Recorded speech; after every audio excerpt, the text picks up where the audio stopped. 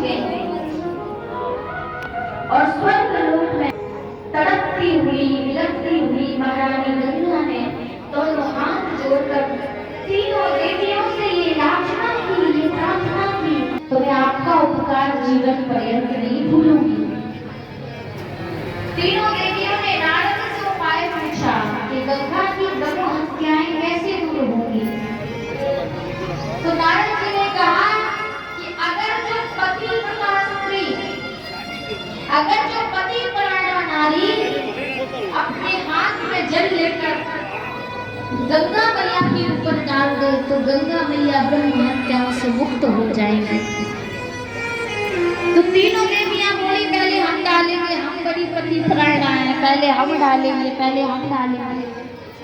सबसे पहले मैया लक्ष्मी ने अंजलि में जल उठाया। मैया लक्ष्मी ने जब अंजलि में जल लिया और जल को अभिमंत्रित करने लगी, पढ़ने लगी, क्या कहने लगी कि मनसा वाचा कर्मणा पति की सेवा की है।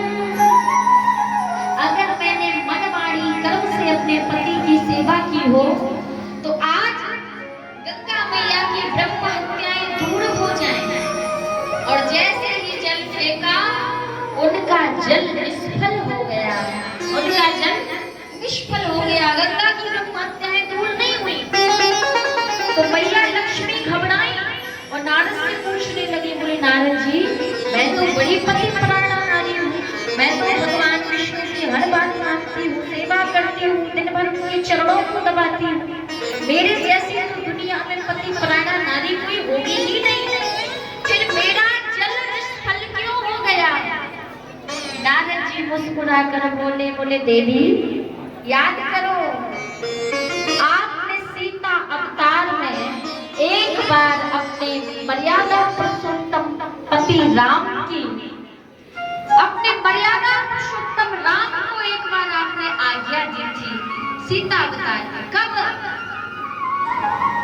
जब वह मारीच सुंदर कपट सोने का मृग बनकर आया था ना, उस समय आपने क्या कहा था, हे जगदीश्वर धर्म की रक्षा करने वाले धर्म धुरंधर मर्यादा पुरुषोत्तम राम, जाइए इस सोने की मृगा की चर्म लेकर आइए।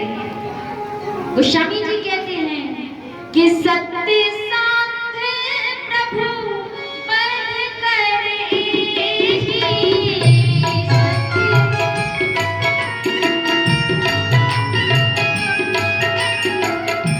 सत्य साथ प्रभु बल करे,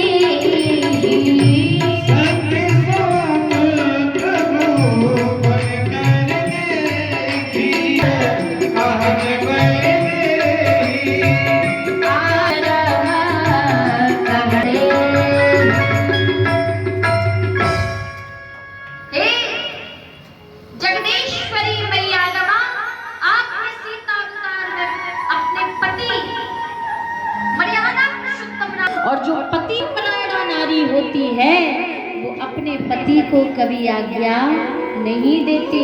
तो नहीं कह सकते हैं,